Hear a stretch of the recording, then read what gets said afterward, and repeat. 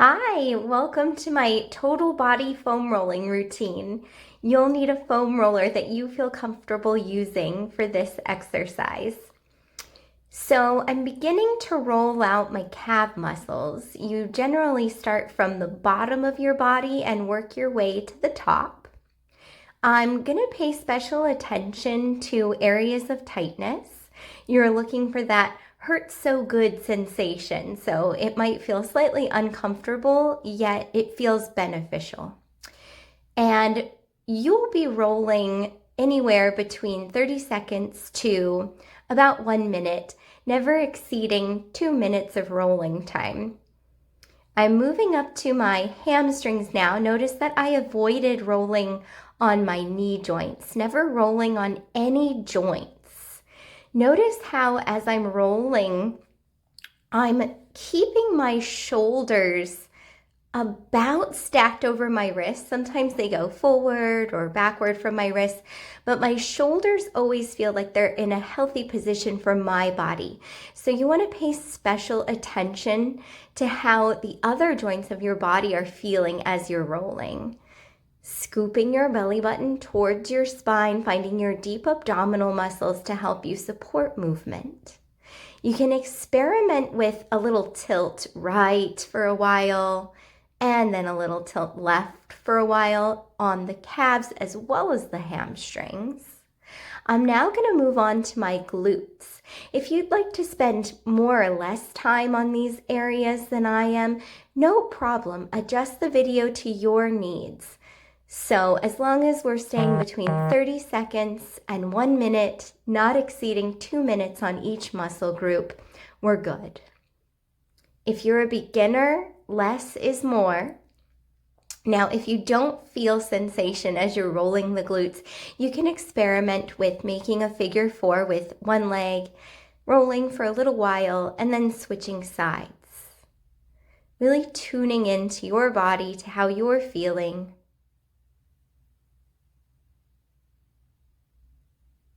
When we're rolling the whole muscle, we might linger in certain areas of tightness where it feels beneficial to give the body a little bit more love, but we're staying along the muscle fibers in the direction that they are.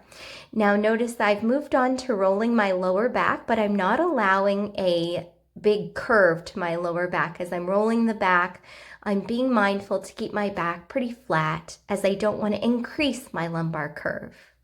I've moved up to my mid to upper spine. The mid to upper spine is where most of the mobility in your back is.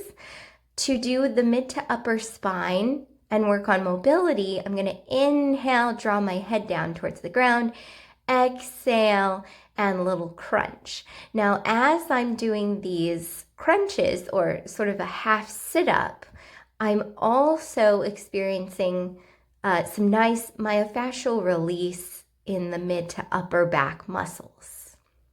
At the same time, working on spinal mobility with this exercise, as well as core strength. Breathing in, breathing out. Never pushing the body, especially through these mobility drills. Now, this is one you want to pay attention to how your ribcage feels. Ribcage bones are very delicate, so we're not going to put a lot of weight. Notice I have one arm down, giving myself support, staying off of the ribs enough that I feel comfortable. As I'm opening and closing, I'm also rolling out the intercostal muscles between the rib cage, but in a very gentle way. Still working on spinal mobility with these twists. Any rotation is across the mid-waist from the rib cage up. Now I've taken it to one side, the same side that I was mostly supporting myself on, and I'm going to roll up and down, maybe a little bit into the side oblique, along the rib cage gently, and then all the way up towards the back. I'm going to turn over and do the same thing on the other side. So gaining support from my arm that is down, from the hip that is down. And then I'm adding my twists. I'm breathing in to untwist, rolling along the roll the foam, or some people use a bolster as well, a yoga bolster for a more gentle feel. Now I've committed to that side, and I'm going to gently roll, maybe a little bit on the side oblique, a little bit onto the rib cage, being very mindful of those rib bones, and then all the way up to the back kind of shoulder area. Now that I've done the whole back line of my body, I'm going to move on to the front of my body. This next one, it's a kind of intense feeling, probably for a more intermediate to advanced roller, but as long as you are gentle, you listen to your body. I'm going to switch to rolling along my shin bones.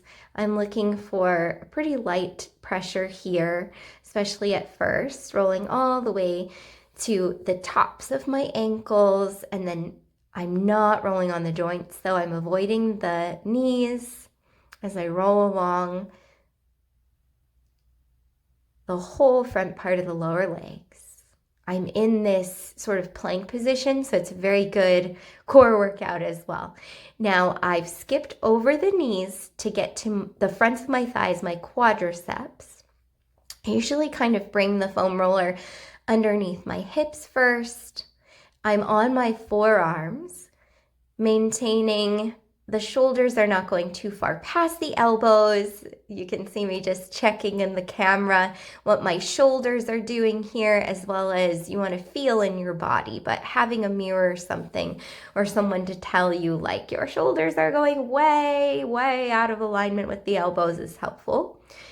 Again, just listen to your body because everyone's shoulders are different, but as you're paying attention to those tight quadricep muscles, I know this is a tricky one, you want to be aware of the shoulders at the same time, what they're doing, how your shoulders feel.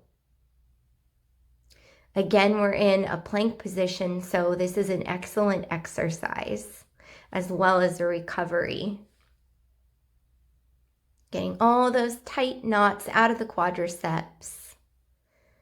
And I've switched into a side plank now. So choose the side of one leg. Place your roller there. Be mindful we do not want to roll onto the outer hip. And we do not want to roll onto the outer knee. We want to stay on the thigh. Getting into those IT band spaces. Those abductors, the abduction muscles. I've switched sides. I'm still tuning into how my shoulder feels as I'm on the forearm of one arm, and I have the opposite hand down for extra support. Tightening your core somewhere between effort and ease.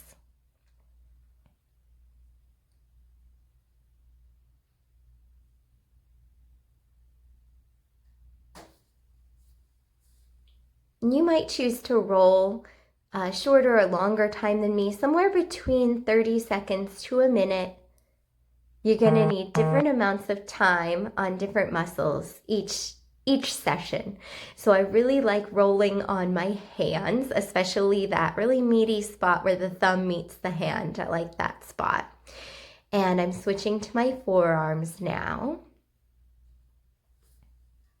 I don't typically spend as much time rolling my upper body. If you would like to roll longer, feel free.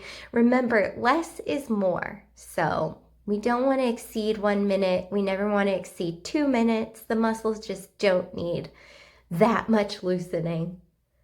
But if you don't have a lot of time, or if an area feels sensitive, or maybe it doesn't really feel that tight, then you don't need to spend as much time. Tricep muscles. This one is kind of slippery feeling. A lot of times the foam roller will roll all the way onto my upper thighs. And if that happens, I just kind of work with it and keep trying to roll the triceps while the foam roller rolls along the thighs as well. So I've changed the position of the foam roller now to be vertical, and I've kind of stuck it between my thighs. This is almost like a wide leg child's pose. threading the needle here, sending one arm under your heart, palm up to the sky. And I'm paying extra special attention to the shoulders here as I'm rolling along the outside of the arm that's on my roller or on my bolster. You might feel with threading the needle, make sure you switch sides. I already have switched sides now. So with thread the needle, this rolling technique, you're also getting to open between your shoulder blades as you breathe in. You're thinking of expansion between the shoulder blades, opening at the upper back, and then a big breath out, scoop belly button to spine. That helps you press all of your breath back out as well as engaging your deep abdominals. I'm going to change my roller back to horizontal. If you have a bolster or a pillow or a yoga block, you can do the same thing, resting my head. Now, if this is at all uncomfortable in your head or neck, then just skip it. But I've placed my roller right at the base of my skull before my neck, so I'm getting a little myofascial release horizontally across that bottom line right under the skull bones. Reconnection with breath, just taking a moment to notice how you feel, to release all the muscles that might have unintentionally tightened up, because I know foam rolling, myofascial release can at times be quite uncomfortable, but in a beneficial way. So take a deep breath in, a full breath out, fully loosen, fully relax. And whenever you're ready, take your time with this if you want to pause the video, but whenever you're ready, that is the end of our routine. Thanks for watching. If you enjoyed this video, I've got a lot more. I think I've got over 100 videos now on my channel. So if you would like and subscribe. Namaste.